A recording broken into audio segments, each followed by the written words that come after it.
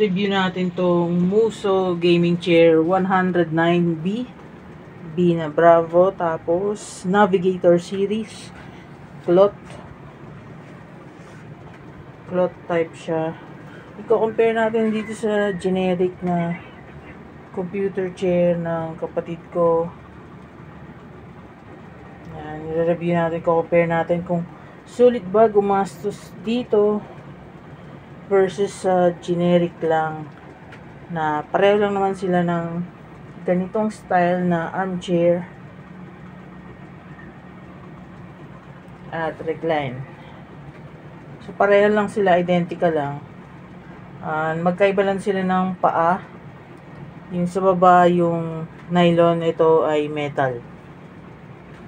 Pero i-compare natin medyo maya-maya. Review muna tayo dito kung kumusta na si Muso gaming chair ko. Wala pang 1 week, i-review ko na agad. So yung dati kong chair, gaming chair, yung AK Racing, yan, nalagay ko dyan. Tapos bumili ako ng mumurahin na 1.3 na upuan, hindi tumagal, nasira. Tapos yung dining chair namin, yun ang ginagamit ko talaga nung nasira yung AK Racing. Yung dining chair, mga 3, yung matagal ko nagamit. Yung binili kong 1.3, lalagay ko lang din dyan yung video nung binili ko. Nasira agad. Hindi naman nasira, pero hindi siya para sa akin. At yun, hindi ko na ginamit. Bumili nga agad ako nito. So yan, review na natin. Itatabi ko muna tong nasa kanan na chair. Gusto naman tong si Muso gaming chair, wala pang 1 week. So yung kakaupo ko lang kanina, kaya medyo yan. Ito wala siyang strap. Yung may strap yung headrest. At kumusta na nga siya. So ano nangyari sa kanya? Wala pa siyang 1 week.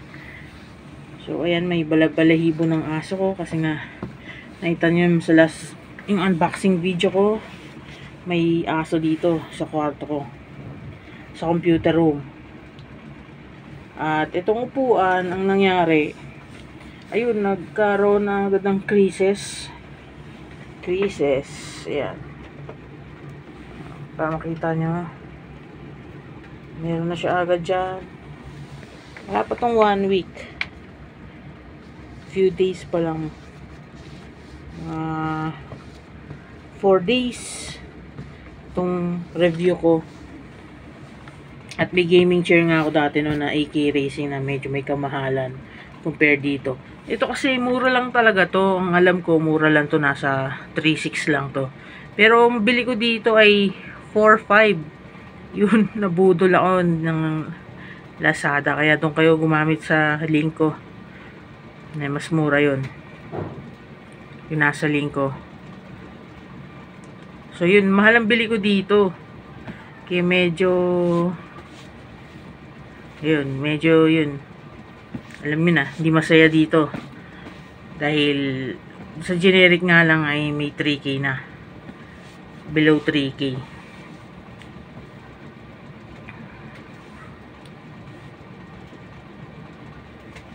Yun, may crease na siya. Tapos yun dito niya, itong side ng legs ko ay yan, humulma na agad yung dito, lumubog na to.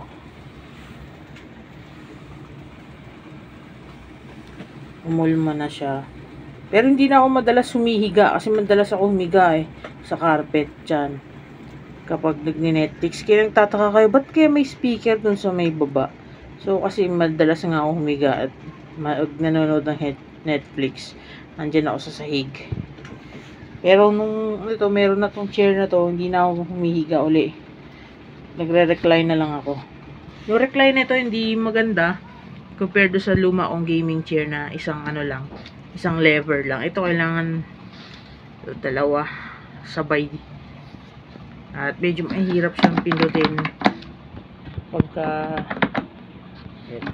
so 120 kilos pala ako, 120 kilos, 6 feet, 6'1".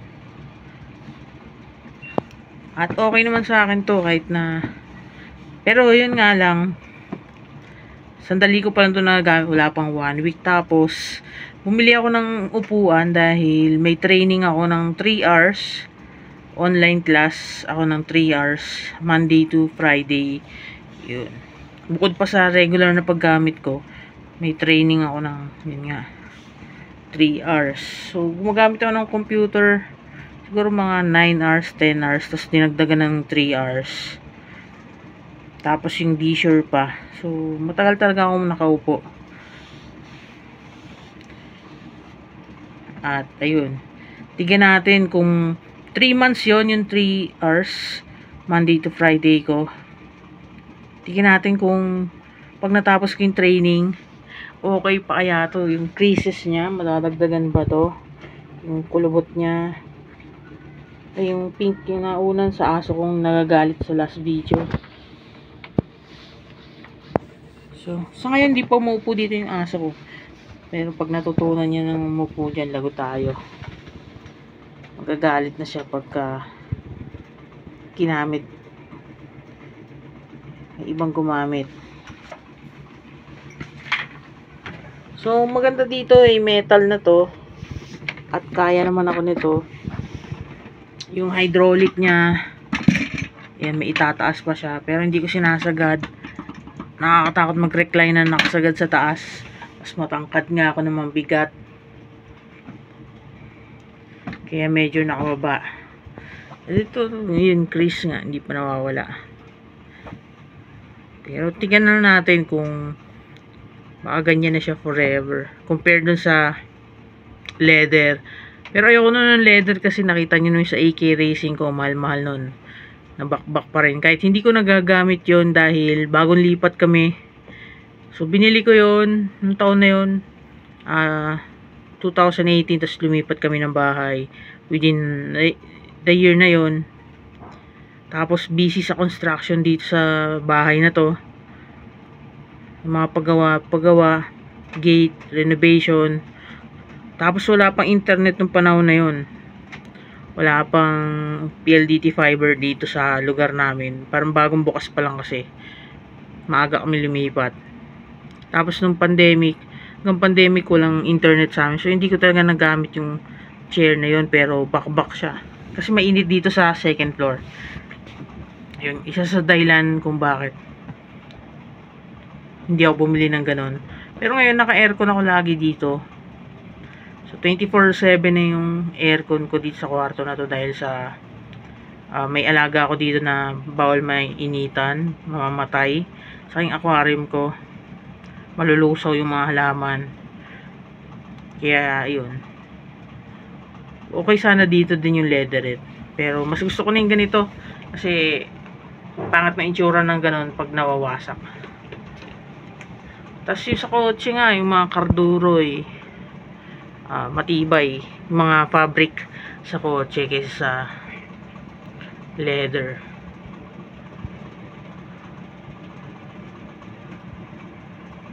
So, yun, okay siya. Hindi ako natutumba dito. Yung AK Racing ko, sumusubsub ako doon pag nagmo-move forward ako. Nahuhulog talaga ako doon. Ilang beses ako nahulog doon. Tapos, isang beses muntik mamatay yung aso ko, yung nagagalit dito. Kasi, nag-recline ako doon. Tapos, sa tangkad ko nga, yung bigat ng center of gravity, tumaob. Tapos, nandun yung aso ko. Buti na lang yung kuya ko nandito siya. At, yun, na-save yung aso ko. Kasi, nadaganan siya sa likod ng upuan nung AK Racing. At, buti hindi siya namatay. Nakuha agad siya ng kuya ko. So, ayun, yung update dito. Sulit naman to, pero bilhin nyo sa tamang presyo.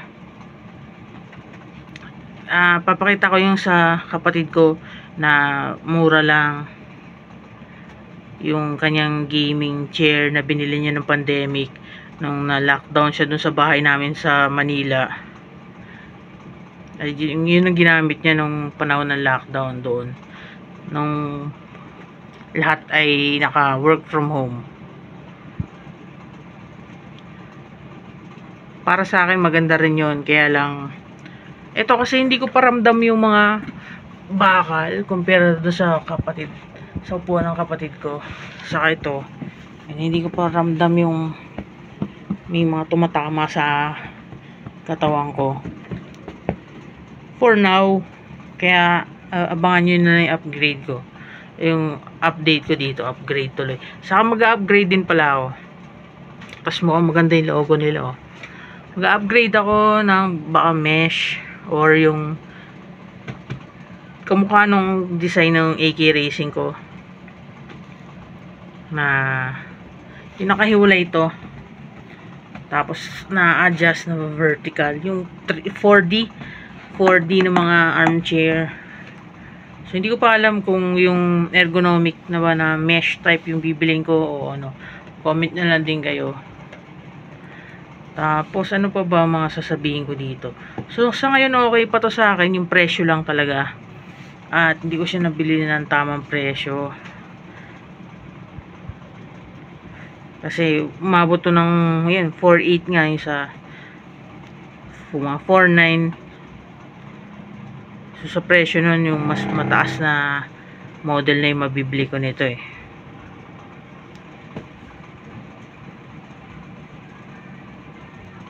So doon na tayo sa isang ano, kamukha nito, katulad nito. Parang ito kasi branded lang. Tapos sa generic tayo.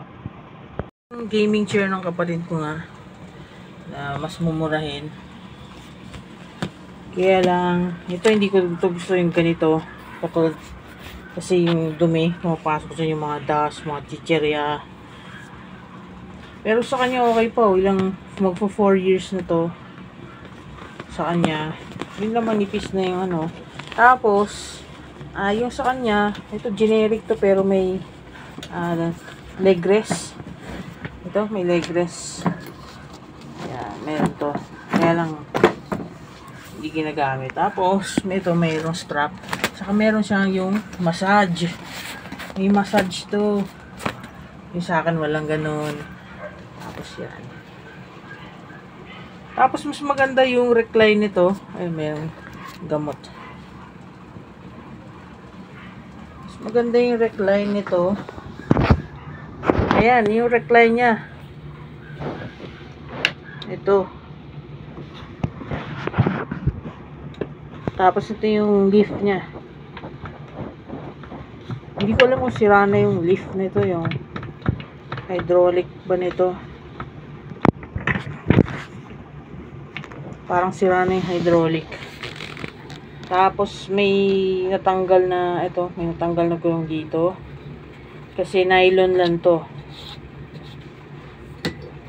Yan, nylon lang yan. Hindi ko alam kung nylon talaga yung ba't nylon tawag nila. Eh, plastic yan eh. Plastic. Hindi ko alam nylon but display nyo na lang, comment nyo. Pero okay pa siya. Papalitan lang yan ng paa. Tapos yung paa nandun. May isa pa kasi kaming upuan doon na metal yung paa. Pero nasa Manila pa. May ano doon. Cat litter. May pusa. Karapon pero cat litter naman. So sa akin mas okay to. Kaya lang mabigat, dahil mabigat ako. Ramdam ko to.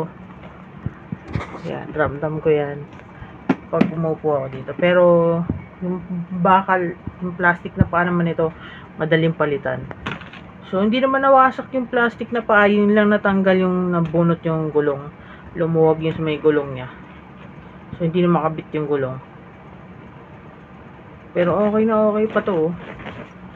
Kaya lang may langit-ngit nga ako. Okay na okay pa to. Mas maganda nga to eh, kung tutuusin.